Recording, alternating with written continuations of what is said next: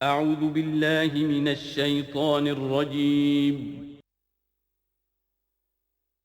بسم اللہ الرحمن الرحیم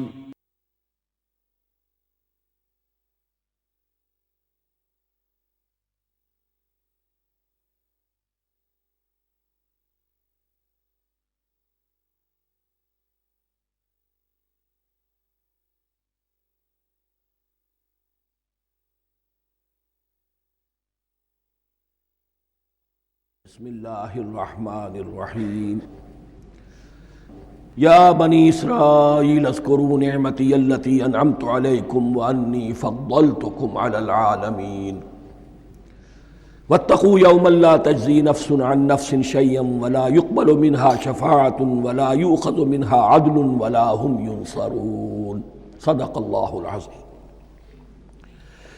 رب اشرح لی صدری ویسر لی امری واحلل عقدۃ من لسانی یفقہوا قولی۔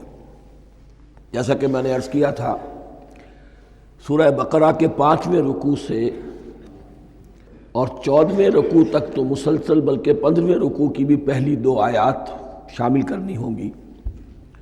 یہ 10 رکوعوں سے 2 آیات زائد ہیں کہ جن میں خطاب کل کا کل بنی اسرائیل سے ہے۔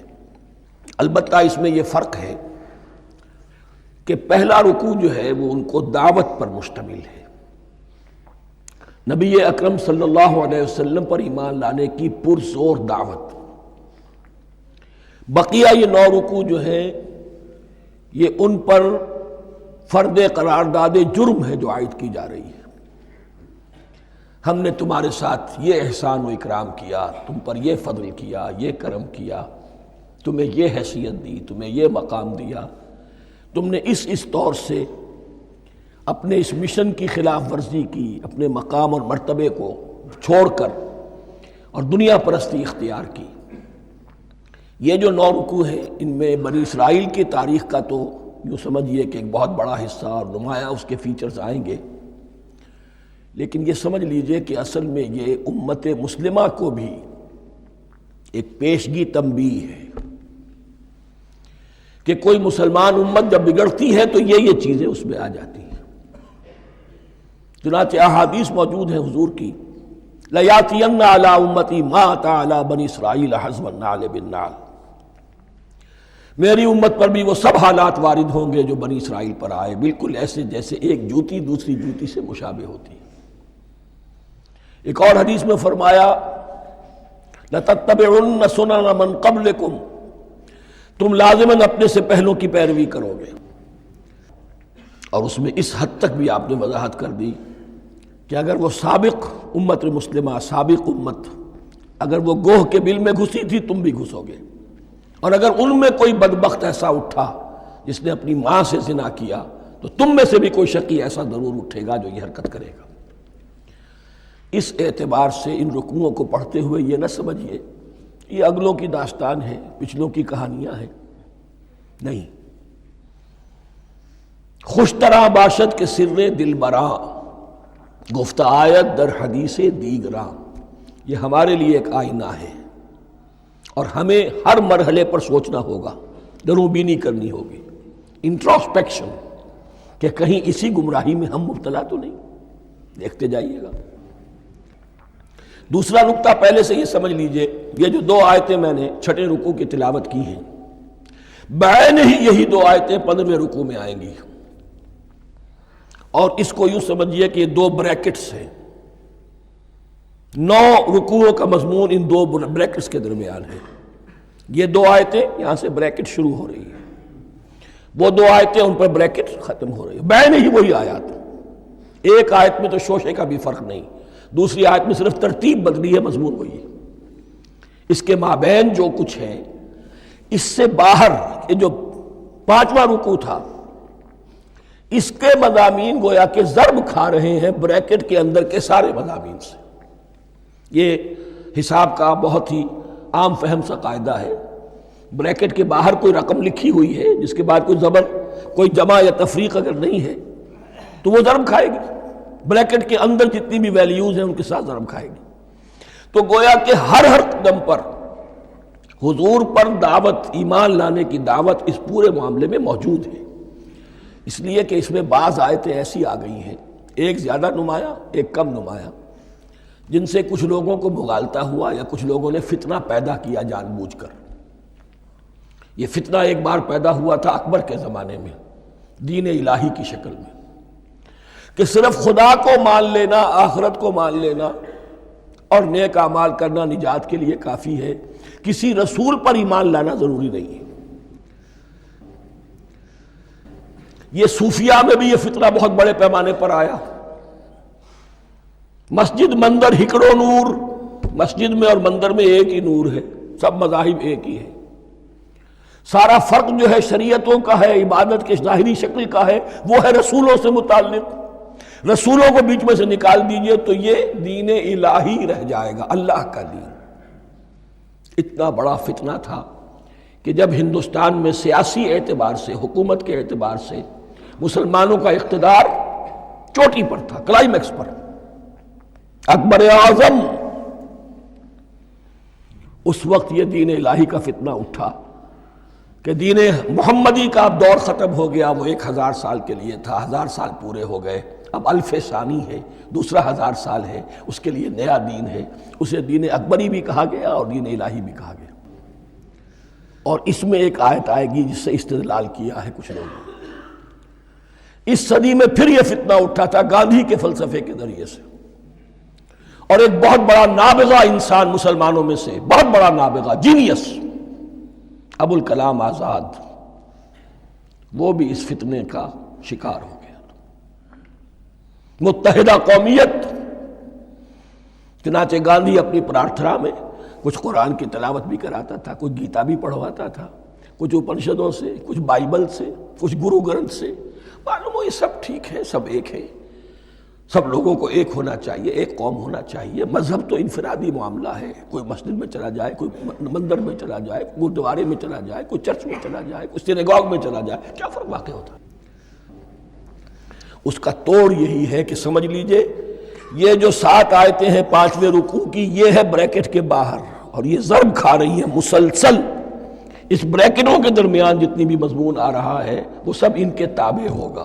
گویا کہ جہاں تک حضور پر ایمان لانے کا معاملہ ہے وہ انڈرسٹوڈ سمجھا جائے گا، مقدر سمجھا جائے گا ہر مرحلے پر ان 2 بریکٹوں کے مابین۔ اب چلیے بسم اللہ۔ یا بنی اسرائیل اذکروا نعمتی التی انعمت علیکم وانی فضلتکم علی العالمین۔ اے اسرائیل کی اولاد، یاد کرو میرے اس انعام کو جو تم پر ہوا، اس کی وضاحت میں کر چکا ہوں، لیکن یہاں جو الفاظ آ رہے ہیں بہت زوردار۔ وانی فضلتکم علی العالمین، میں نے تمہیں فضیلت عطا کی تمام جہانوں پر۔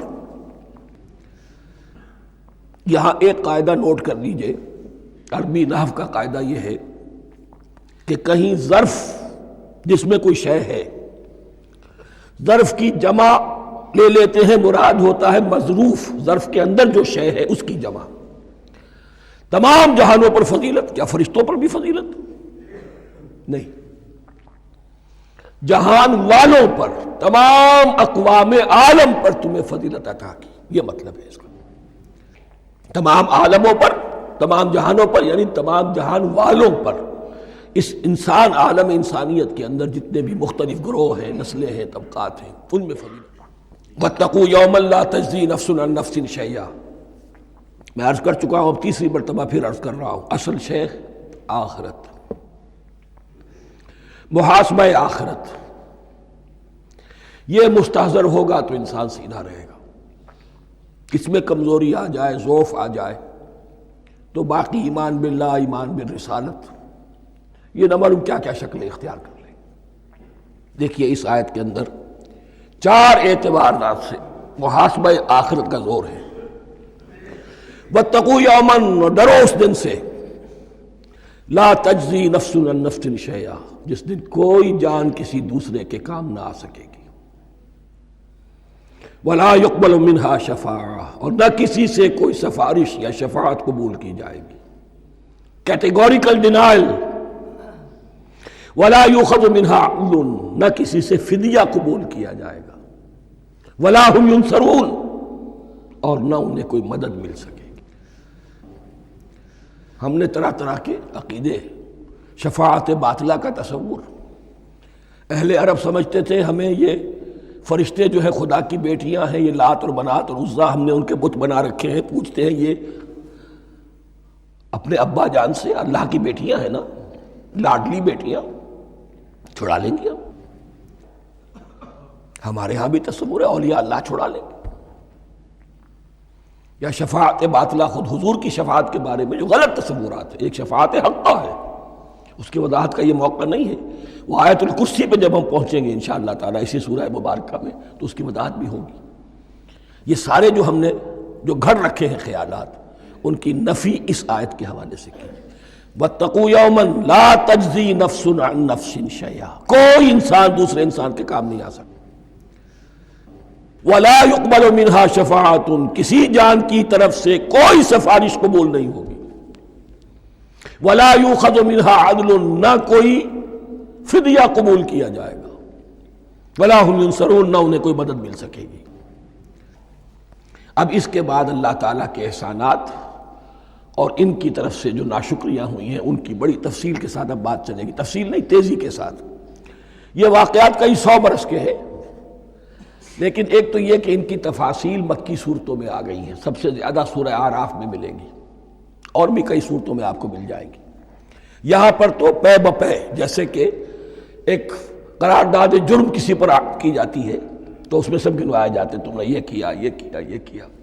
وَإِذْ نَجَّيْنَاكُم مِّنْ آلِ فِرْعَوْنَ، اور ذرا یاد کرو جب کہ ہم نے تمہیں نجات دی تھی فرعون کی قوم سے۔ يَسُومُونَكُمْ سُوءَ الْعَذَابِ، وہ تمہیں بدترین عذاب میں مبتلا کیے ہوئے تھے۔ يُذَبِّحُونَ أَبْنَاءَكُمْ وَيَسْتَحْيُونَ نِسَاءَكُمْ، تمہارے بیٹوں کو ذبح کر ڈالتے تھے اور تمہاری عورتوں کو زندہ رکھتے تھے۔ عورتیں تو پھر ان کے کام آتی تھی، گھر میں کام کاج کے لونیاں بنتی تھی، گھروں میں ڈال لیتے تھے، لیکن لڑکوں کو، اور یہ 2 موقع پر ہوا ہے بنی اسرائیل کے ساتھ، یہ بعد میں انشاءاللہ اس کی تفصیل آئے گی۔ وَفِي ذَلِكُمْ بَلَاءٌ مِّن رَبِّكُمْ عَظِيمٌ، اور یقیناً اس میں تمہارے رب کی طرف سے تمہارے لیے بڑی آزمائش تھی۔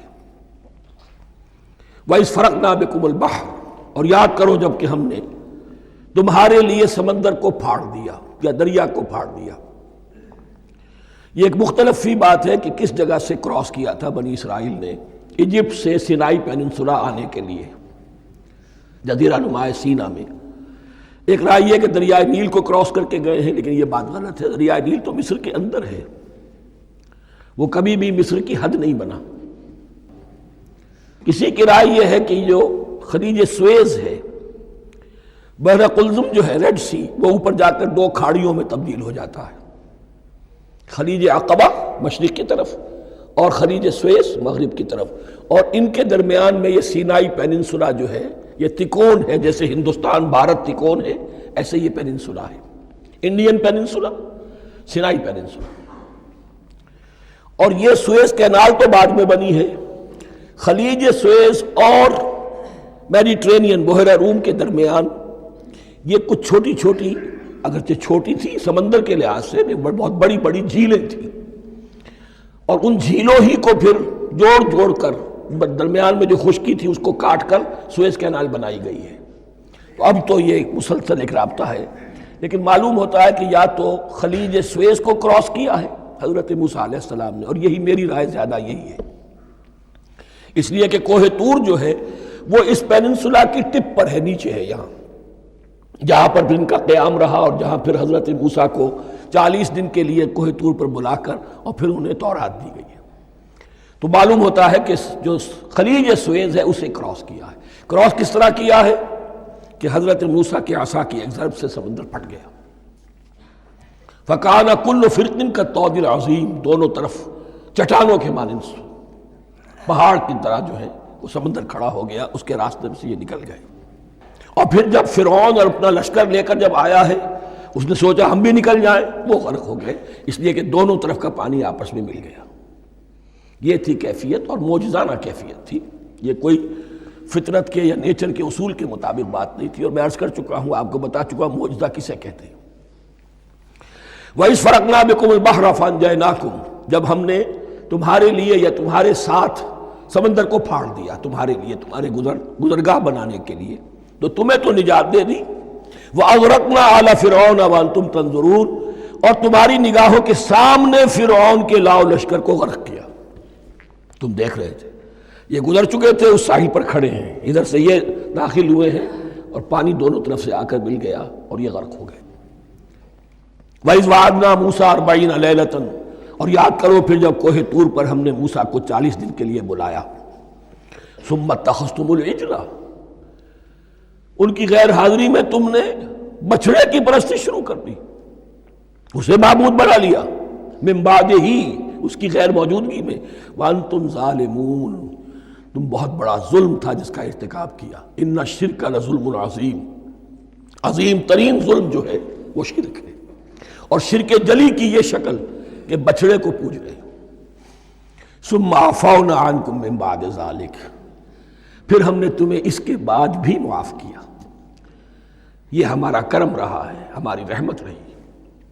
من بعد ذلک لعلکم تشکرون، تاکہ تم شکر کرو. وَإِذْ آتَيْنَا مُوسَى الْكِتَابَ وَالْفُرْقَانَ لَعَلَّكُمْ تَهْتَدُونَ، اور یاد کرو جب کہ ہم نے موسیٰ کو کتاب اور فرقان عطا فرمائی. یہ فرقان حق اور باطل کے درمیان فرق کر دینے والی چیز، اور کتاب عام طور پر جو آتا ہے وہ شریعت کے لیے آتا ہے. شریعت بھی دی، کتاب بھی دی، اور فرقان بھی دیا. لعلکم تہتدون، تاکہ تم ہدایت پاؤ. وَإِذْ قَالَ مُوسَىٰ لِقَوْمِهِ، اور یاد کرو جب کہ کہا تھا موسیٰ نے اپنی قوم سے، یا قوم انکم ظلمتم انفسکم باتخاذکم العجل، اے میری قوم کے لوگو، یقیناً تم نے اپنے اوپر بڑا ظلم کیا ہے بچڑے کو معبود بنا کر. فَتُوبُوا إِلَىٰ بَارِئِكُمْ، پس توبہ کرو اپنے پروردگار، اپنے خالق کی جناب میں. باری، باری اللہ تعالیٰ ہے. باری فَاقْتُلُوا أَنفُسَكُمْ، تو قتل کرو اپنے آپ کو. یہ چیز جو ہے تورات میں تفصیل سے آئی ہے، قرآن میں نہیں ہے. اسی اعتبار سے میں نے آپ کو بتایا تھا کہ تورات کا مطالعہ اس اعتبار سے مفید ہے کہ بہت سے واقعات کا قرآن میں ذکر ہے، اجمالاً اشارہ ہے، اس کی تفصیل کے لیے ہمیں تورات سے رجوع کرنا پڑتا ہے. ورنہ یہ کہ اس آیت کا صحیح مفہوم واضح نہیں ہوگا. فَاقْتُلُوا أَنفُسَكُمْ، اپنے آپ کو قتل کرو، کیا مانی؟ یہ قتل مرتد کی سزا ہے. وہاں معلوم ہوتا ہے کہ حضرت موسیٰ نے یہ حکم دیا. 12 قبیلے تھے، ہر قبیلے میں سے کچھ لوگوں نے یہ کفر اور شرک کیا، باقی لوگوں نے نہیں کیا. انہیں حکم دیا گیا کہ اپنے قبیلے کے لوگ ان کو قتل کریں جو ان کے قبیلے میں سے اس کفر کے مرتکب ہوئے. انفسکم سے مراد یہ اپنے قبیلے کے لوگوں کو تم قتل کرو. اس لیے کہ قبائلی زندگی جو ہوتی ہے آپ کو معلوم ہے، اس میں کوئی اور قبیلہ ہاتھ لگا دے تو قبائلی عصبیت بھڑک اٹھے گی. 70,000 یہودی قتل ہوئے. اس سے بڑی توبہ اور ممکن نہیں، اس سے بڑا پرج. کسی بھی آئیڈیالوجیکل پارٹی کے اندر پرج بہت ضروری ہوتا.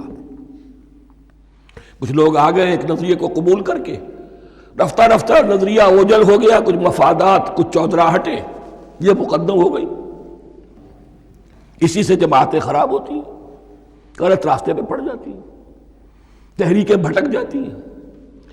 تو آئیڈیالوجیکل پارٹیز، نظریاتی جماعتیں پرج کرتی رہتی ہیں کہ جو بھی ہمارے نظریے سے ہٹ گئے اب ان کو ہم کاٹ کر علیحدہ کر. یہی سے قتل مرتد. تو یہ چیز حدیث میں ہے یا پھر قرآن میں یہاں ہے. اس حوالے سے جو لوگ ہمارے ہاں بعض علماء بھی ہیں، جدید دانشور ہیں، جو قتل مرتد کی جو حد ہے اسلام میں اس کو تسلیم نہیں کرتے. لیکن میرے نزدیک یہ شریعت موسوی کا تسلسل ہے کہ شریعت موسوی کی جس شے کو بدلا نہ گیا ہو، جس کے بارے میں صراحتاً یہ معلوم نہ ہو کہ یہ شے تبدیل کر دی گئی، تو وہ شریعت محمدی کا جز بن گئی. زنا پر رجم کا معاملہ بھی یہی ہے. قرآن مجید میں رجم کی صریح آیت کوئی موجود نہیں ہے، حدیث میں ہے. قرآن مجید میں مرتد کے قتل کے لیے کوئی آیت موجود نہیں ہے، حدیث میں ہے، سنت میں ہے. اور دونوں کی کا جو منبع ہے وہ اصل میں تورات ہے. تو اس بات کو اچھی طرح نقل کر لیجئے. یہ جگہ اکثر لوگ جو ہیں یہاں بہت سرسری طور سے گزر جاتے ہیں، یہ بہت اہم ہے. اور اس کے لیے تورات کی طرف رجوع کیجئے. 70,000، 6 لاکھ کل تھے. جب یہ مصر سے نکلے ہیں 6 لاکھ تھے. کتنے عرصے کے بعد پیننسولا پہنچے ہیں، سینائی پیننسولا میں اور طور میں کچھ اور ان کی تعداد بڑھ گئی ہوگی، لیکن یہ کہ ان میں سے 70,000 کو قتل کیا اپنے ہاتھوں سے. ہر قبیلے نے اپنے جو مرتد تھے ان کو اپنے ہاتھ سے قتل کیا. فَتُوبُوا إِلَىٰ بَارِئِكُمْ فَاقْتُلُوا أَنفُسَكُمْ ذَٰلِكُمْ خَيْرٌ لَكُمْ عِندَ بَارِئِكُمْ، یہی تمہارے لیے تمہارے رب کے نزدیک بہتر بات ہے. فَتَابَ عَلَيْكُمْ، تو اللہ نے تمہاری توبہ قبول کر لی. توبہ قبول کس طرح ہوئی؟ یہ تزکیہ ہوا ہے امت کا کہ ان میں سے جن لوگوں نے اتنی بڑی غلط حرکت کی ہے ان کو کاٹ کر، ذبح کر کے، ان کو قتل کر کے پھینک دیا. انہ هو التواب الرحیم، یقیناً وہ تو ہے ہی بہت توبہ کا قبول فرمانے والا اور بہت رحم فرمانے والا. وَإِذْ قُلْتُمْ يَا مُوسَىٰ لَن نُّؤْمِنَ لَكَ حَتَّىٰ نَرَى اللَّهَ جَهْرَةً، ایک اور واقعہ ان کی تاریخ کا. اور یاد کرو جب کہ تم نے کہا تھا اے موسیٰ ہم تو تمہاری بات نہیں مانیں گے. ایمان کے بعد جب لام کا حرف آئے تو اس کے معنی صرف تصدیق کے ہوتے ہیں. لن نؤمن لک، ہم آپ کی بات کی تصدیق نہیں کریں گے حتیٰ نر اللہ جہرتن، جب تک کہ ہم دیکھ نہ لیں اللہ کو عیانن. ہمیں کیا پتا اللہ نے یہ کتاب دی آپ کو، آپ تو لے کر آ گئے. ہمارے سامنے تو پتھر کی کچھ تختیاں ہیں، اس پہ کچھ لکھا ہوا، کس نے لکھا ہمیں کیا پتا. اب دیکھیے ایک حضرت موسیٰ کی خواہش تھی رب ارنی انظر الیک، وہ کچھ اور شے تھی. یہ تخریبی ذہن ہے جو یہ کہہ رہا ہے کہ ہم بھی چاہتے ہیں کہ اللہ کو اپنی آنکھوں سے دیکھیں اور معلوم ہو کہ واقعی اس نے یہ کتاب آپ کو دی ہے. فَأَخَذَتْكُمُ الصَّاعِقَةُ، تو تمہیں آ پکڑا ایک بہت بڑی کڑک نے، ایک بہت بڑی کڑک ہوئی اور سب کے سب مردہ ہو گئے. وَأَنْتُمْ تَنظُرُونَ، تمہارے دیکھتے دیکھتے ایک کڑک نے تمہیں آ لیا. ثُمَّ بَعَثْنَاكُم مِّن بَعْدِ مَوْتِكُمْ، پھر ہم نے تمہیں دوبارہ اٹھایا تمہاری موت کے بعد. بعض لوگ اس کی یہ تعویل کر رہے ہیں کہ یہ موت نہیں تھی بلکہ بے ہوش ہو گئے تھے، یعنی جو بھی کڑک تھی اس کی وجہ سے سب کے سب بے ہوش ہو کے گر گئے. لیکن میرے نزدیک یہاں تعویل کی ضرورت نہیں. بعث بعد الموت اللہ کے لیے کوئی مشکل نہیں. ہم الفاظ کو خواب کاہے کو ان کے اصل جو مفہوم ہے جو کہ صاف ہے صریح ہے اس سے خواب کاہے کے لیے موڑ کر لے کر جائیں. ثم بعثناکم من بعد موتکم لعلکم تشکرون، تاکہ تم شکر کرو. وظللنا علیکم الغمام وانزلنا علیکم المن والسلوى، اور ہم نے تم پر ابر کا سایہ کیا. اب 6 لاکھ کا قافلہ چل رہا ہے، سینائی پیننسولا، صحرا، کوئی اونٹ نہیں، کوئی سایہ نہیں، دق و دق، دھوپ کی تبش. تو اللہ کا فضل ہوا کہ ایک سائے کی طرح ابر جو ہے ان کے ساتھ ساتھ جہاں جہاں وہ جا رہے ہیں وہ ابر ان پر سایہ کیے ہوئے. وَأَنزَلْنَا عَلَيْكُمُ الْمَنَّ وَالسَّلْوَىٰ، کھانے کو کچھ نہیں تو من اور سلوہ نازل کیے گئے. من ایسے اترتا تھا رات کے وقت کہ جیسے شبنم کے قطرے ہوتے ہیں، لیکن وہ ہوتا تھا کسی ایسی چیز کا جس میں شیرینی تھی، اور پھر وہ زمین پر آ کر جم کر وہ ایک گویا کے دانہ بن جاتے تھے. یہ ان کا اناج ہو گیا. کاربوہائیڈریٹ سپلائی اس سے ہو گئی، من سے. اور سلوہ ایک خاص قسم کا پرندہ بٹیر کی شکل کا جو بے پناہ بڑی تعداد میں ان کے بڑے بڑے جھنڈ آتے تھے شام کے وقت، اور وہ ان کے ڈیرا جہاں ہوتا تھا اس کے گرد وہ اتر آتے تھے، اور رات کی تاریکی میں یہ آسانی سے ان کو پکڑتے تھے، ان کو کھاتے تھے بھون کر، اور یہ ان کی پروٹین ہو گئی. پوری غذا جو ہے اللہ تعالیٰ نے ان کو فراہم کر دی. وَأَنزَلْنَا عَلَيْكُمُ الْمَنَّ وَالسَّلْوَىٰ كُلُوا مِن طَيِّبَاتِ مَا رَزَقْنَاكُمْ، کھاؤ ان پاکیزہ چیزوں کو جو ہم نے تمہیں عطا کی ہیں. وَمَا ظَلَمُونَا، ہم نے تو ان پر کوئی ظلم نہیں کیا. وَلَٰكِن كَانُوا أَنفُسَهُمْ يَظْلِمُونَ، لیکن وہ خود ہی اپنے اوپر ظلم ڈھاتے رہے، ہر قدم پر نافرمانی اور ناشکری. اس کی بھی ناشکری آگے آ جائے گی چل کر. من و سلوہ سے بھی ناشکری کی انہوں نے. وَإِذْ قُلْنَا ادْخُلُوا هَٰذِهِ الْقَرْيَةَ فَكُلُوا مِنْهَا حَيْثُ شِئْتُمْ رَغَدًا وَادْخُلُوا الْبَابَ سُجَّدًا وَقُولُوا حِطَّةٌ نَغْفِرْ لَكُمْ خَطَايَاكُمْ. اور یاد کرو جب کہ ہم نے تم سے کہا تھا اس شہر میں داخل ہو جاؤ اور پھر کھاؤ اس میں سے بافراغت جہاں سے چاہو جو چاہو، لیکن دیکھنا دروازے میں داخل ہونا جھک کر، اور کہتے رہنا مغفرت مغفرت مغفرت، ہم تمہاری خطاؤں سے درگزر فرمائیں گے۔ اس آیت کو سمجھنے کے لیے ذرا تاریخی بات سمجھ لیجئے۔ صحرائے سینا میں آنے کے بعد اور یہ جو کتاب تورات انہیں مل گئی تھی، اس کے بعد حضرت موسیٰ علیہ السلام کے ہی زمانے میں انہیں جہاد اور قتال کا حکم ہوا۔ اس سے پوری قوم نے انکار کر دیا۔ یہ سورہ مائدہ میں آئے گا۔ اس پر اللہ تعالیٰ نے ایک سزا مسلط کر دی ان پر کہ 40 برس تک اسی صحرا میں بھٹکتے پھریں گے۔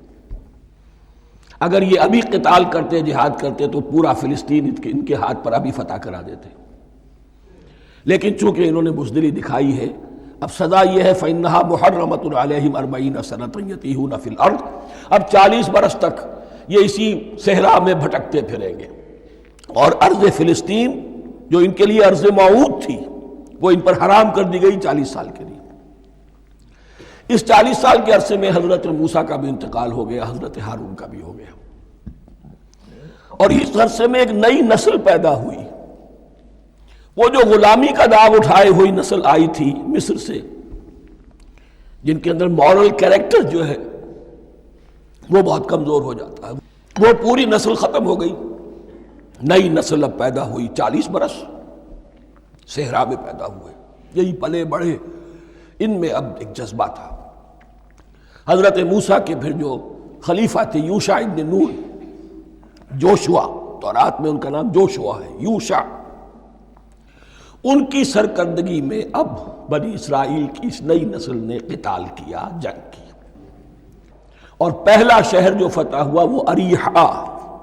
آج بھی وہ شہر جو ہے جیریکو جو آپ دیکھتے ہیں خبروں کے اندر آتا ہے بار بار، اریحا اس کا پرانا نام ہے۔ یہ شہر فتح ہوا، اس فتح کی بات کا تذکرہ ہو رہا ہے۔ یاد کرو جب کہ ہم نے تم سے کہا تھا اس بستی میں، اس شہر میں داخل ہو جاؤ فاتحانہ، اور پھر جو کچھ یہاں ہے، جو نعمتیں ہیں، ان سے متمتع ہو، کھاؤ پیو، لیکن داخل ہونا سجدہ کرتے ہوئے، مراد کیا؟ جھک کر، یعنی ایسا نہ ہو کہ تکبر کی وجہ سے تمہاری گردنیں اکڑ جائیں، گردنیں جھکا کر اللہ کا احسان مانو، یہ نہ سمجھو کہ یہ فتح تم نے حاصل کی۔ اس کی تفسیر اصل میں نظر آتی ہے حضور کی شخصیت میں، کہ جب فتح مکہ کے موقع پر مکے میں داخل ہوئے ہیں تو جس سواری پر آپ بیٹھے ہوئے تھے، آپ کی پیشانی اس کی گردن کے ساتھ جڑی ہوئی تھی۔ یہ وقت ہوتا ہے جب کہ تکبر اور تعالی، فاتح کی حیثیت سے آنا، اور بندہ مومن کے لیے یہی وقت ہے تواضع کا، جھکنے کا۔ وَقُولُوا حِطَّةٌ، حتیٰ یحط تو کہتے ہیں جھاڑ دینے کو، تو اس کے معنی کیا ہے؟ اے اللہ ہمارے گناہ جھاڑ دے، مغفرت، اے اللہ ہمیں مغفرت، ہماری مغفرت فرما، جو خطائیں ہو گئی بخش دے۔ قولوا حطۃ، تمہاری زبان پر استغفار ہونا چاہیے، تمہاری گردنیں جھکی ہوئی ہونی چاہیے۔ نغفر لکم خطایاکم، اگر تم اس پر عمل کرو گے ہم تمہاری خطائیں جو ہیں انہیں معاف فرما دیں گے۔ وسنزید المحسنین، اور جو تم میں محسن ہوں گے انہیں اور بھی زیادہ دیں گے، اور انعام و اکرام آئیں گے۔ فبدل الذین ظلموا قولا غیر الذی قیل لہم، تو ان میں سے جو ظالم تھے، جو بد کردار تھے، انہوں نے بدل دیا، ایک اور قول اختیار کر لیا اس قول کی جگہ جو انہیں کہا گیا تھا حتہ حتہ، انہوں نے کہنا شروع کیا حنطہ حنطہ، ہمیں تو گیہوں چاہیے۔ یہ بعد میں ابھی آ جائے گا اگلے رکوع کے اندر، کہ من و سلوہ سے ان کی طبیعتیں بھر گئی تھی ایک ہی چیز کھا کے۔ اب وہ کہہ رہے تھے کوئی چیز ہمیں جو ہے زمین کی روئندگی میں سے، پیداوار میں سے، تو وہ ان کے زبان پر انہوں نے مذاق اڑاتے ہوئے گویا کہ حضرت موسیٰ علیہ السلام کے ذریعے سے حکم ملا ہے، استہزاء کر رہے ہیں، حطۃ کی بجائے حنطۃ۔ فانزلنا علی الذین ظلموا رجزا من السماء بما كانوا یفسقون، تو جن لوگوں نے یہ حرکت کی تھی ان پر ہم نے آسمان سے ایک بہت بڑا عذاب نازل کیا۔ تورات سے معلوم ہوتا ہے کہ پلیگ آئی، اور جنہوں نے یہ حرکت کی تھی وہ سب کے سب ہلاک ہو گئے جریکو کے اندر، بما كانوا یفسقون، بسبب اس نافرمانی کے جو انہوں نے کی۔ وَإِذِ اسْتَسْقَىٰ مُوسَىٰ لِقَوْمِهِ فَقُلْنَا اضْرِب بِّعَصَاكَ الْحَجَرَ، اب یہ پھر صحرائے سینا کا واقعات آ رہے ہیں، ان میں ترتیب زمانی نہیں ہے۔ اریحا کی فتح جو ہے حضرت موسیٰ کے بعد ہے، لیکن اب یہاں پہ پھر ابھی وہ جو صحرائے تیہ میں جب بھٹک رہے تھے پھر اس کا ذکر ہے۔ وَإِذِ اسْتَسْقَىٰ مُوسَىٰ لِقَوْمِهِ فَقُلْنَا اضْرِب بِّعَصَاكَ الْحَجَرَ، اور جب کہ موسیٰ کی قوم نے موسیٰ سے پانی طلب کیا۔ اب صحرا میں آپ کو معلوم ہے جہاں پڑاؤ تھا اب وہاں پانی نہیں ہے، 6 لاکھ ہو 7 لاکھ ہو کتنے افراد ہو پانی چاہیے۔ وَإِذِ اسْتَسْقَىٰ مُوسَىٰ لِقَوْمِهِ فَقُلْنَا اضْرِب بِّعَصَاكَ الْحَجَرَ، تو ہم نے کہا کہ اپنے عصا سے ضرب لگاؤ چٹان پر۔ فَانْفَجَرَتْ مِنْهُ اثْنَتَا عَشْرَةَ عَيْنًا، تو اس سے 12 چشمے پھوٹ بہے۔ فجر کہتے ہیں کسی شے کے پھٹ کر کوئی چیز برآمد ہو۔ فجر جو ہوتی ہے، فجر کا وقت رات کی تاریکی کا پردہ چاک ہوتا ہے اور سپیدہ سحر نمودار ہوتا ہے۔ فَانْفَجَرَتْ مِنْهُ اثْنَتَا عَشْرَةَ عَيْنًا، تو 12 چشمے پھوٹ بہے۔ قَدْ عَلِمَ كُلُّ أُنَاسٍ مَشْرَبَهُمْ، یہاں اناس سے کیا مراد ہے؟ ہر قبیلہ، ہر قبیلے نے اپنا گھاٹ معین کر لیا۔ 12 قبیلے تھے، اگر علیحدہ علیحدہ نہ ہوتا معاملہ، 12 چشمے اسی لیے دیے گئے کہ لڑے نہ جھگڑے نہ۔ پانی تو بہت بڑی چیز ہے، کہیں پانی پینے پلانے پہ جھگڑا اور کہیں گھوڑا آگے بڑھانے پہ جھگڑا، یہ تو قبائلی زندگی کے اندر ہوتی ہی چیزیں۔ تو اس اعتبار سے اللہ تعالیٰ نے ان کے لیے یہ سہولت کی کہ 12 چشمے پھوٹ بہے۔ قد علم کل اناس مشربہم، ہر ایک نے اپنا گھاٹ جان لیا، معین کر لیا۔ کلوا واشربوا من رزق اللہ، گویا کہ کہہ دیا گیا کہ کھاؤ اور پیو اللہ کے رزق میں سے۔ ولا تعثوا فی الارض مفسدین، اور زمین میں فساد مچاتے نہ پھرو۔ کھانے پینے کے لیے پانی بھی ادھر آ گیا، کھانے کے لیے من و سلوہ آ گیا۔ اب دیکھیے ان کی ناشکری۔ وَإِذْ قُلْتُمْ يَا مُوسَىٰ لَن نَّصْبِرَ عَلَىٰ طَعَامٍ وَاحِدٍ، یاد کرو جب کہ تم نے کہا تھا اے موسیٰ ہم ایک کھانے پر تو صبر نہیں کر سکتے، کھا کھا کے بکتا گئے ہیں من و سلوہ۔ فَادْعُ لَنَا رَبَّكَ، تو ذرا اپنے رب سے دعا کرو، پکارو ہمارے لیے اپنے رب کو۔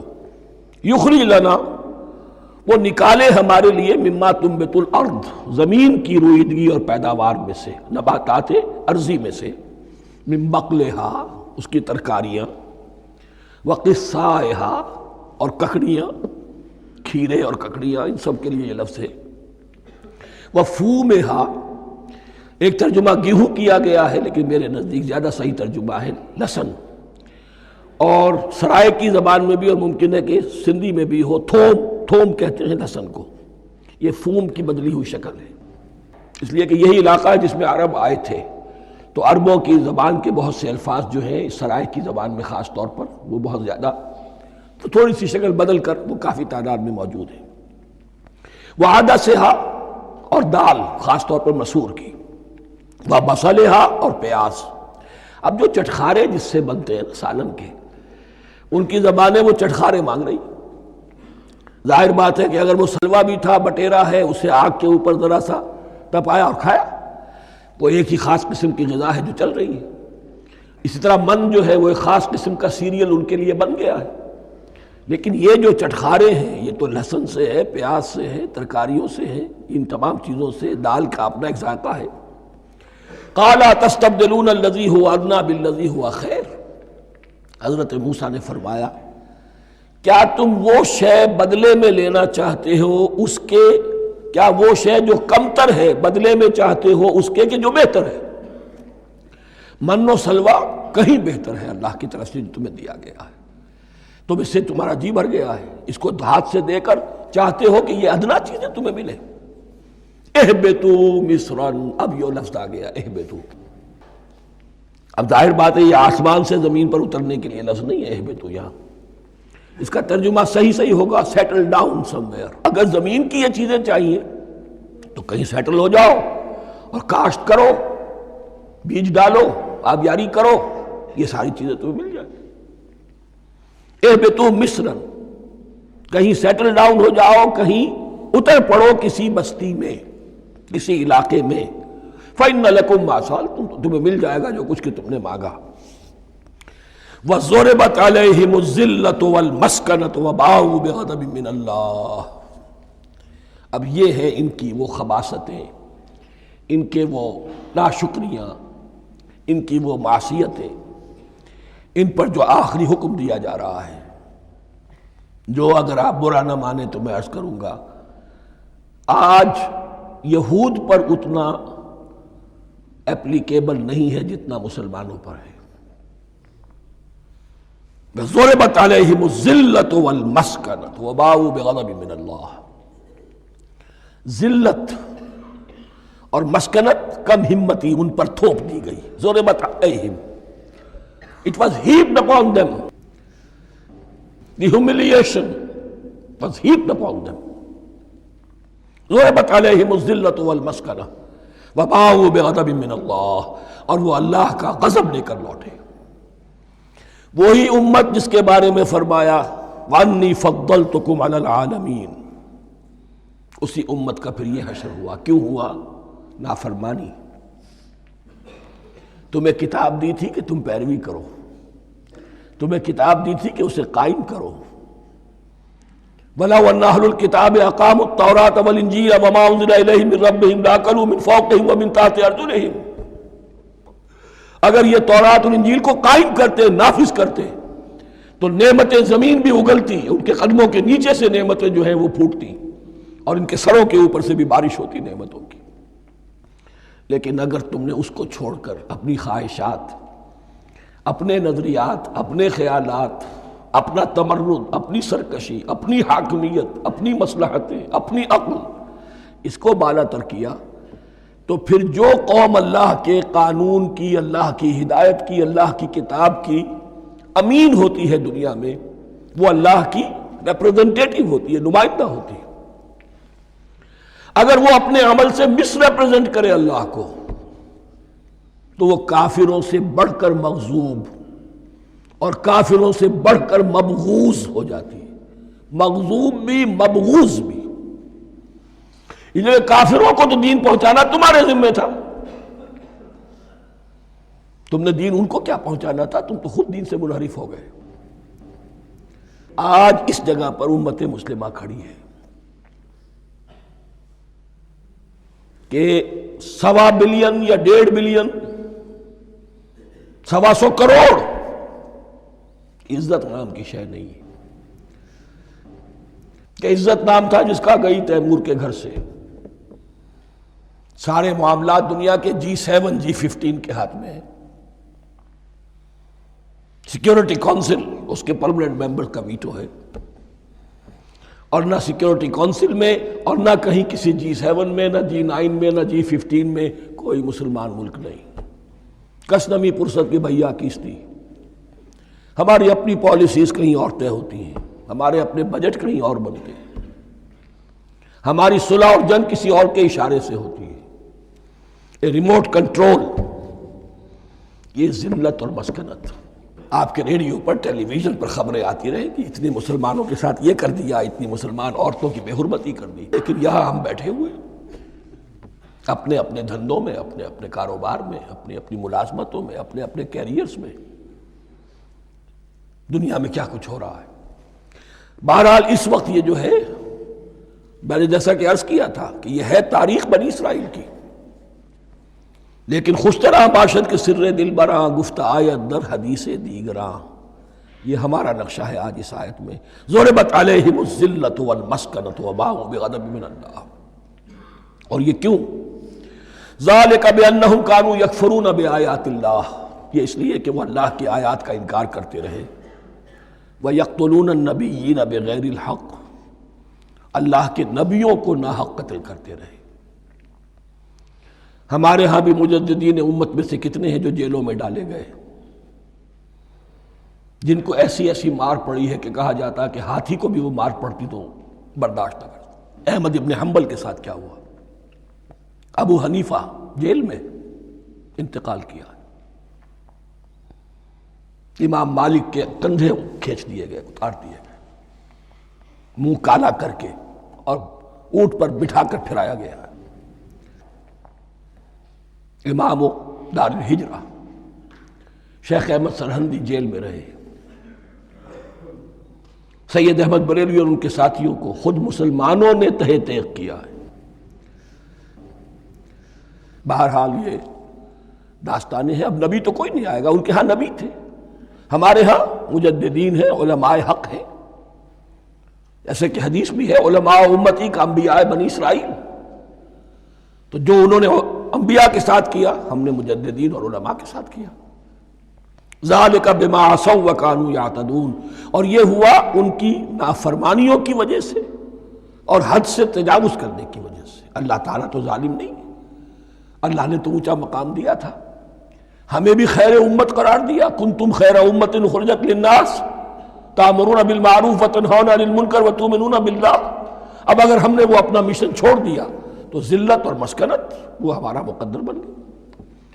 اللہ کا قانون اور اللہ کا عدل بے لاگ ہے، وہ فرام امہ ٹو امہ چینج نہیں ہوتا۔ سنت اللہ جو ہے لن تجد لسنت اللہ تحویلا ولن تجد لسنت اللہ تبدیلا، اللہ کی سنت بدلتی نہیں۔ بنی اسرائیل کا جو حشر ہوا آج وہ ہمارا ہو رہا ہے۔ بہرحال اس پر میری جو کتاب ہے سابق اور موجودہ مسلمان امتوں کا ماضی حال اور مستقبل، اس کا مطالعہ کیجیے۔ اب آ گئی وہ آیت کہ جس سے استدلال کیا گیا ہے کہ ایمان بالرسالت نجات کے لیے ضروری نہیں ہے۔ ان الذین آمنوا والذین ہادوا والنصارى والصابئین من آمن باللہ والیوم الآخر وعمل صالحا فلہم اجرہم عند ربہم ولا خوف علیہم ولا ہم یحزنون۔ یقیناً جو لوگ ایمان لائے، اور اس سے مراد ہے جو ایمان لائے حضور پر، محمد پر صلی اللہ علیہ وسلم، والذین ہادوا، اور جو یہودی ہو گئے، والنصارى، اور نصرانی، والصابئین، اور صابی وہ لوگ تھے عراق کے علاقے میں رہتے تھے جو کہتے تھے کہ ہم دین ابراہیمی پر ہیں، لیکن ان کے ہاں بھی بہت کچھ بگڑ گیا تھا، جیسے حضرت ابراہیم کی نسل، حضرت اسماعیل کی نسل بگڑ گئی تھی، تو اس طرح وہ بھی بگڑ گئے تھے۔ ستارہ پرستی زیادہ تر ان کے ہاں تھی۔ من آمن باللہ والیوم الآخر، جو کوئی بھی ایمان لایا اللہ پر اور یوم آخر پر، وعمل صالحا، اور اس نے عمل کیے اچھے، فلہم اجرہم عند ربہم، تو ان کے لیے محفوظ ہے ان کا اجر ان کے رب کے پاس، ولا خوف علیہم ولا ہم یحزنون، اور نہ ان پر کوئی خوف ہوگا اور نہ وہ کسی حزن سے دوچار ہوں گے۔ ظاہر الفاظ کے اعتبار سے دیکھیے کہ یہاں ایمان بالرسالت کا ذکر نہیں ہے۔ ویسے تو اگر کوئی اس سے یہ غلط استدلال کرتا ہے تو اس کا پہلا جو اصولی جواب ہے وہ تو یہ ہے کہ ایسی حدیثیں بھی موجود ہیں، من قال لا الہ الا اللہ دخل الجنہ، تو اس کے کیا معنی ہے؟ صرف کہنے سے جنت میں داخل ہو جائیں گے، کسی عمل کی ضرورت نہیں؟ جواب یہ دیا جائے گا پورے قرآن کو سامنے رکھو، پورے حدیث کے ذخیرے کو سامنے رکھو، کسی ایک جگہ سے کوئی ایک نتیجہ نکال لینا وہ صحیح نہیں۔ لیکن اس کے علاوہ وہ اصول جو میں بیان کر چکا ہوں کہ یہ سلسلہ شروع کہاں سے ہوا ہے، 5واں رکوع، وَآمِنُوا بِمَا أَنزَلْتُ مُصَدِّقًا لِمَا مَعَكُمْ وَلَا تَكُونُوا أَوَّلَ كَافِرٍ بِهِ۔ انہیں ایمان کی زوردار دعوت سے تو یہ ساری بات شروع ہوئی ہے۔ اب فصاحت اور بلاغت کا یہ تقاضا ہے کہ بار بار اس کو دہرایا نہ جائے، وہ بات انڈرسٹوڈ رہے گی، مقدر رہے گی، سمجھی جائے گی کہ ہر جگہ پر وہ موجود ہے، اس لیے کہ ساری گفتگو ہو رہی ہے اسی کے حوالے سے۔ وَآمِنُوا بِمَا أَنزَلْتُ مُصَدِّقًا لِمَا مَعَكُمْ وَلَا تَكُونُوا أَوَّلَ كَافِرٍ بِهِ وَلَا تَشْتَرُوا بِآيَاتِي ثَمَنًا قَلِيلًا وَإِيَّايَ فَاتَّقُونِ۔ اس حوالے سے یوں سمجھیے اب اس آیت کو کہ یہاں پر کچھ الفاظ محذوف مانے جائیں گے۔ ان الذین آمنوا والذین ہادوا والنصارى والصابئین من آمن باللہ والیوم الآخر وعمل صالحا فی ایامہم فلہم اجرہم عند ربہم ولا خوف علیہم ولا ہم یحزنون۔ ہر دور میں جبکہ ابھی حضرت عیسیٰ نہیں آئے تھے تو جو بھی یہودی تھے اس وقت تک، حضرت موسیٰ کے ماننے والے، وہ جو بھی اللہ پر ایمان رکھتے تھے اور نیک عمل کرتے تھے، آخرت کو مانتے تھے، ان کی نجات ہو جائے گی۔ لیکن حضرت عیسیٰ کے آنے کے بعد ان کو نہیں مانا، اب وہ کافر قرار۔ لیکن اب حضرت عیسیٰ کے آنے کے بعد جب تک حضور نہیں آئے جو بھی مانتا ہے، لیکن یہ کہ شرط یہی ہوگی کہ اپنے اپنے زمانے میں، اصل میں نفی جس بات کی جا رہی ہے وہ یہ ہے کہ یہ نہ سمجھو کہ کسی گروہ میں ہونے سے نجات ہوتی ہے۔ نجات کسی گروہ میں ہونے کی وجہ سے نہیں ہے، نجات کی بنیاد ایمان اور عمل صالح ہے۔ کسی رسول پر ایمان لانا، اپنے دور کے رسول پر، وہ تو لازم ہے، لیکن یہ ہے کہ اس پر ایمان تو لے آئے اور وہ عمل صالح نہیں ہے تو نجات نہیں ہوگی۔ تو یہ اپنے اپنے دور میں اپنے اپنے زمانے میں ہر امت کے لیے وَلِكُلِّ أُمَّةٍ أَجَلٌ قرآن مجید کے ایک مقام پر آیا ہے، ہر امت کے لیے ایک خاص معین مدت ہے۔ اس معینہ مدت میں اب ظاہر بات ہے جو لوگ حضور کی بعثت سے پہلے فوت ہو گئے ان پر تو کوئی ذمہ داری نہیں تھی حضور پر ایمان لانے کی، اور ایسے لوگ تھے، ایسے موحدین مکے میں موجود تھے جو یہ کہتے تھے کعبے کے پردے پکڑ پکڑ کر، اے اللہ ہم صرف تجھے پوجنا چاہتے ہیں، صرف تیری بندگی کرنا چاہتے، لیکن جانتے نہیں کیسے کریں۔ یہ بات موجود تھی اور ان کا انتقال بھی ہو گیا۔ یہ زید، سعید ابن زید، سعید جو حضرت عمر کے بہنوئی تھے اور وہ عشرہ مبشرہ میں سے ہیں، ان کی اہلیہ حضرت فاطمہ بنت خطاب، ان دونوں کے ایمان کو اللہ نے ذریعہ بنایا حضرت عمر کے ایمان کا، اور یہ والد تھے سعید کے زید، وہ یہ کہتے ہوئے دنیا سے چلے گئے حضور کی ابھی بعثت ہی نہیں ہوئی تھی، اے اللہ میں صرف تیری بندگی کرنا چاہتا ہوں، کیسے کروں یہ نہیں جانتا۔ اسی کو ذہن میں رکھیے، اہدنا الصراط المستقیم جو میں نے کہا تھا، ایک سلیم الفطرت انسان، سلیم العقل انسان توحید تک پہنچ جاتا ہے، آخرت کو پہچان لیتا ہے، لیکن اب کیا کروں؟ اس شریعت کے لیے، ان احکام کے لیے وہ دستے سوال دراز کرنے پر مجبور ہے۔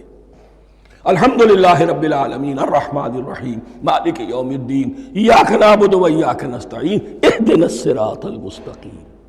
اسی صراط المستقیم کی دعا کا یہ جواب اب آئے گا، شروع ہوگا سورہ بقرہ سے، یہ کرو یہ نہ کرو، یہ فرض ہے، یہ تم پر لازم کیا گیا، یہ چیز حرام کی گئی، وغیرہ وغیرہ۔ ان الذين آمنوا والذين هادوا والنصارى والصابئين من آمن بالله واليوم الآخر وعمل صالحا، اور محذوف الفاظ فی ازمنتہم، اپنے اپنے زمانے میں، یا فی ایامہم، فلہم اجرہم عند ربہم ولا خوف علیہم ولا هم یحزنون۔ وَإِذْ أَخَذْنَا مِیثَاقَکُمْ وَرَفَعْنَا فَوْقَکُمُ الطُّورَ، اور ذرا یاد کرو جب کہ ہم نے تم سے عہد لیا، قول و قرار لیا، اور تمہارے اوپر اٹھا دیا طور کو، پہاڑ کو۔ جب تورات دی گئی تو اس وقت ایک کیفیت معجزانہ طور پر ایسی پیدا کی گئی، ان کے اوپر ایک رعب ڈالنے کے لیے اور خشیت قلب میں پیدا کرنے کے لیے کوہ طور اٹھا کر معلق کر دیا گیا۔ اس وقت کہا گیا خذوا ما آتیناکم بقوۃ، تو اس قول و قرار کے وقت ایک معجزے کی شکل یہ ہوئی تھی۔ وَإِذْ أَخَذْنَا مِیثَاقَکُمْ وَرَفَعْنَا فَوْقَکُمُ الطُّورَ خُذُوا مَا آتَیْنَاکُمْ بِقُوَّةٍ وَاذْکُرُوا مَا فِیہِ لَعَلَّکُمْ تَتَّقُونَ، پکڑو اس کو مضبوطی کے ساتھ جو ہم نے تمہیں دیا ہے، اس حدیث، اس کتاب کو، تورات کو، اس شریعت کو، ان احکام کو۔ وَاذْکُرُوا مَا فِیہِ، اور یاد رکھو اسے جو کچھ کہ اس میں ہے، لَعَلَّکُمْ تَتَّقُونَ، تاکہ تم بچ سکو۔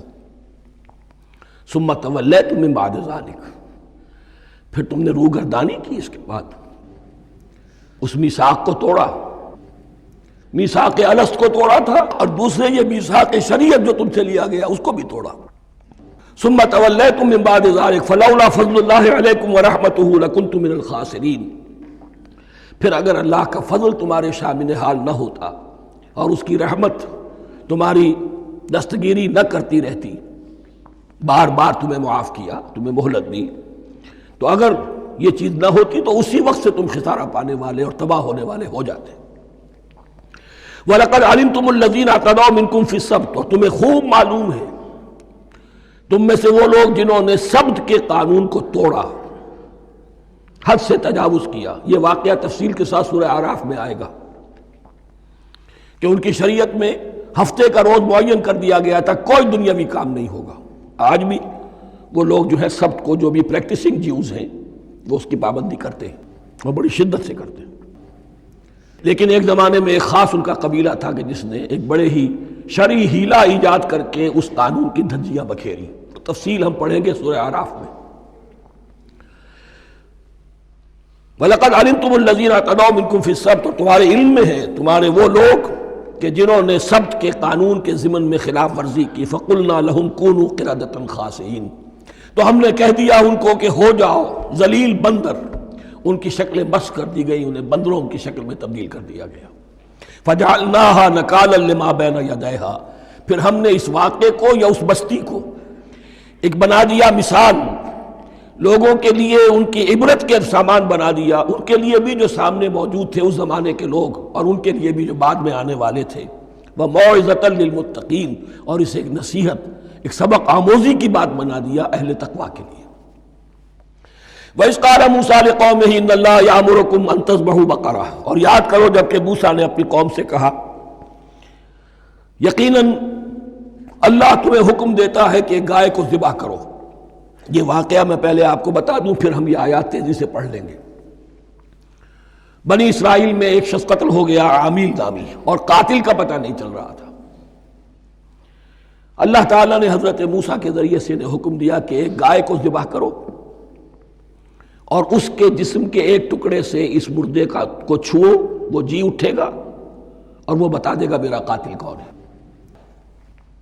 اب یہ معجزات کی شکل ہے جو بار بار آ رہے ہیں، اور سابق اس امت کے اندر معجزات کا آپ کو بہت عمل دخل ملے گا۔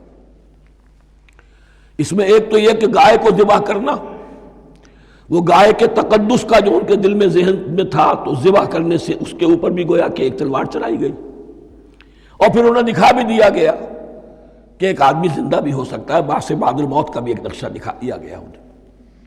لیکن انہیں جب یہ حکم ملا اور ان کے دلوں کے اندر وہ بچڑے کی اور گائے کی تقدیس جو ہے وہ پلی ہوئی تھی، اب انہوں نے سوال کر کے کسی طریقے سے بچنے کے لیے مین میخ نکالی، کیسی گائے ہو، کیا رنگ ہو، کس طرح کی ہو، کس عمر کی ہو۔ بالآخر یہ کہ جب ہر طرف سے گھیراؤ ان کا ہو گیا اور سب چیزیں جو ہیں ان کے سامنے واضح کر دی گئیں، تب انہوں نے یوں سمجھیے چاروں ناچار بادل ناخواستہ اس حکم پر عمل کیا۔ بس اب ترجمہ کر لیجئے۔ وَإِذْ قَالَ مُوسَىٰ لِقَوْمِهِ إِنَّ اللَّهَ يَأْمُرُكُمْ أَن تَذْبَحُوا بَقَرَةً، اور یاد کرو جب کہ موسیٰ نے کہا اپنی قوم سے کہ اللہ حکم دیتا ہے تمہیں کہ ایک گائے کو ذبح کرو۔ قَالُوا أَتَتَّخِذُنَا هُزُوًا، انہوں نے کہا کیا آپ ہمارے ساتھ کوئی ٹھٹھا کر رہے ہیں، مذاق اڑا رہے ہیں، یہ کیا بات آپ کہہ رہے ہیں؟ قَالَ أَعُوذُ بِاللَّهِ أَنْ أَكُونَ مِنَ الْجَاهِلِينَ، فرمایا میں اللہ کی پناہ طلب کرتا ہوں اس سے کہ میں جاہلوں میں سے ہو جاؤں، کہ میں ان دین کے معاملات کے اندر استہزاء اور تمسخر کو شامل کر دوں۔ قالوا ادع لنا ربك يبين لنا ما هي، اب انہوں نے کہا اچھا ایسی بات ہے تو ذرا اپنے رب سے دعا کیجئے کہ وہ ہم پر واضح کر دے کہ وہ کیسی ہو۔ قال انه يقول، حضرت موسیٰ نے فرمایا اللہ تعالیٰ فرماتا ہے انها بقرة لا فارض ولا بکر، وہ ایک ایسی گائے ہونی چاہیے کہ جو نہ بوڑھی ہو نہ بالکل بچھیا ہو، عوان بین ذالک، ان کے بین بین ہو۔ فَفَعَلُوا مَا تُؤْمَرُونَ، تو اب کر گزرو جو تمہیں حکم دیا گیا۔ قَالُوا ادْعُ لَنَا رَبَّكَ يُبَيِّن لَنَا مَا لَوْنُهَا، اب انہوں نے پھر کہا ذرا ایک دفعہ اور دعا کیجئے اپنے رب سے، وہ ہمیں بتا دے اس کا رنگ کیسا ہونا چاہیے۔ قَالَ إِنَّهُ يَقُولُ إِنَّهَا بَقَرَةٌ صَفْرَاءُ فَاقِعٌ لَوْنُهَا تَسُرُّ النَّاظِرِينَ، فرمایا اللہ فرماتا ہے کہ وہ گائے ایسی ہونی چاہیے زرد رنگ، شوخ رنگ، شوخ زرد رنگ کی، چمکیلی، جو دیکھنے والوں کو خوب اچھی لگے، پسند آئے، دل میں کھپ جانے والی۔ اب جو زیادہ سے زیادہ ان کے ہاں مقدس سمجھے جاتے تھی گائے، رفتہ رفتہ سوال کر کے اگر پہلے ہی حکم پر وہ کر دیتے تو کسی بھی گائے کو ذبح کر دیتے، لیکن یہاں گھیراؤ ان کا ہو رہا ہے کہ جس کی تقدس کا ان کے ذہن میں زیادہ سے زیادہ تاثر ہے اسی کو واضح کیا جائے۔ قالوا ادع لنا ربك يبين لنا ما هي، پھر انہوں نے کہا ذرا اللہ سے دعا کیجئے اور وہ ہمیں یہ بتائے کہ وہ کیسی ہو۔ ان البقرہ تشابہ علینا، یقیناً ہم کچھ شبہ میں پڑ گئے ہیں، یہ گائے کا معاملہ مشتبہ ہو گیا ہے ہم پر۔ قال انہ یقول، فرمایا اللہ فرماتا ہے انہا بقرۃ لا ذلول تثیر الارض ولا تسقی الحرث، وہ ایک ایسی گائے ہونی چاہیے کہ جو کوئی جس سے مشقت نہ لی جاتی ہو، نہ وہ ہل جوتتی ہو اور نہ وہ رہٹ کا پانی کھینچتی ہو۔ تسیر الارض، نہ تو وہ زمین کو جوتنے میں، ہل چلانے میں کام نہیں لی جائے، ولا تسقی الحرث، اور نہ کھیتی کو پانی پلانے کے لیے وہ پانی کھینچنے میں استعمال کیا جائے۔ مسلمتن، اور پوری سالم ہونی چاہیے، یک رنگ، لا شیۃ فیہا، اس میں کسی دوسرے رنگ کا کوئی داغ تک نہ ہو۔ اب کیا کرتے، گھیراؤ میں آ گئے۔ قالوا الآن جئت بالحق، کہا انہوں نے کہ ٹھیک ہے اب تو آپ نے بات جو ہے پوری طریقے سے واضح کر دی۔ فذبحوها وما كانوا يفعلون، تب انہوں نے اس کو ذبح کیا اور وہ کرنے والے نہیں تھے۔ دل میں نہیں تھا، بادل ناخواستہ۔ اب دیکھیے یہاں ترتیب ذرا واقعے کی جو ہے مختلف ہو گئی ہے۔ جو اس ذبح بقرہ کا سبب تھا وہ بعد میں بیان ہو رہا ہے۔ تورات میں چونکہ واقعات کو اس طریقے سے بیان کیا ہے لہذا وہاں ترتیب دوسری ہے۔ وَإِذْ قَتَلْتُمْ نَفْسًا فَادَّارَأْتُمْ فِيهَا، اور یاد کرو جب کہ تم نے ایک جان کو قتل کیا تھا اور اس کا الزام تم ایک دوسرے پر لگا رہے تھے، یعنی کسی کا پتہ نہیں چل رہا تھا قاتل کون ہے۔ وَاللَّهُ مُخْرِجٌ مَا كُنتُمْ تَكْتُمُونَ، اور اللہ تعالیٰ فیصلہ کر چکا تھا کہ جو کچھ تم چھپا رہے ہو اسے نکال کر رہے گا، واضح کرے گا۔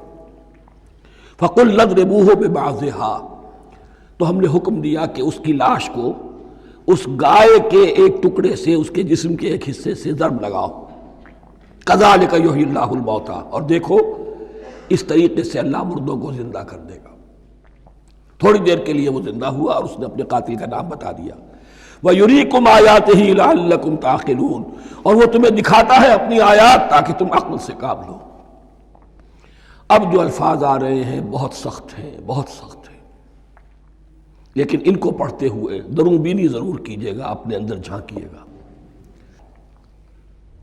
ثُمَّ قَسَتْ قُلُوبُكُمْ، پھر تمہارے دل سخت ہو گئے۔ جب دین میں ہیلے بہانے نکالے جانے لگے اور ہیلوں بہانوں کے ذریعے سے شریعت کے احکام سے بچا جائے، اللہ کو دھوکہ دینے کی کوشش کی جائے، اس کا جو نتیجہ نکلتا ہے وہ دل کی سختی ہے۔ ثم قست قلوبکم، پھر تمہارے دل سخت ہو گئے۔ فہی کالحجارۃ او اشد قسوہ، تو وہ تو اب پتھروں کے مانند ہیں بلکہ سختی میں ان سے بھی زیادہ شدید ہے۔ یہ ویسے بھی فصاحت اور بلاغت کا بھی بڑا ایک عمدہ مقام ہے قرآن کا۔ وَإِنَّ مِنَ الْحِجَارَةِ لَمَا يَتَفَجَّرُ مِنْهُ الْأَنْهَارُ، پتھروں میں سے تو ایسے بھی ہوتے ہیں جن میں سے چشمے پھوٹ بہتے ہیں۔ وَإِنَّ مِنْهَا لَمَا يَشَّقَّقُ فَيَخْرُجُ مِنْهُ الْمَاءُ، اور ایسے بھی ہیں جو شق ہو جاتے ہیں، پتھر چٹانیں، ان میں سے پانی برآمد ہو جاتا ہے۔ وَإِنَّ مِنْهَا لَمَا يَهْبِطُ مِنْ خَشْيَةِ اللَّهِ، اور ان میں وہ بھی ہوتے ہیں جو اللہ کے خوف سے گر پڑتے ہیں۔ وَمَا اللَّهُ بِغَافِلٍ عَمَّا تَعْمَلُونَ، اور اللہ تعالیٰ غافل نہیں ہے اس سے کہ جو تم کر رہے ہو۔ یہ کیفیت جو ہے ثُمَّ قَسَتْ قُلُوبُكُمْ فَهِيَ كَالْحِجَارَةِ أَوْ أَشَدُّ قَسْوَةً، ہے کون؟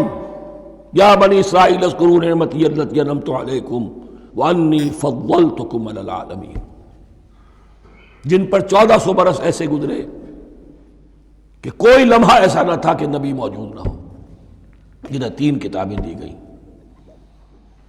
لیکن یہ کہ اپنی بدعملی، عقائد میں بھی مین بیخ کر کے اپنے آپ کو بچانے کے راستے نکال لینا، اعمال میں بھی ہیلوں کے ذریعے سے، کتاب الحیل کے ذریعے سے اپنے آپ کو ذمہ داریوں سے مبرہ کر لینا، اس کا نتیجہ پھر یہ نکلتا ہے۔ اللہ تعالیٰ مجھے اور آپ کو اس انجام بد سے بچائے۔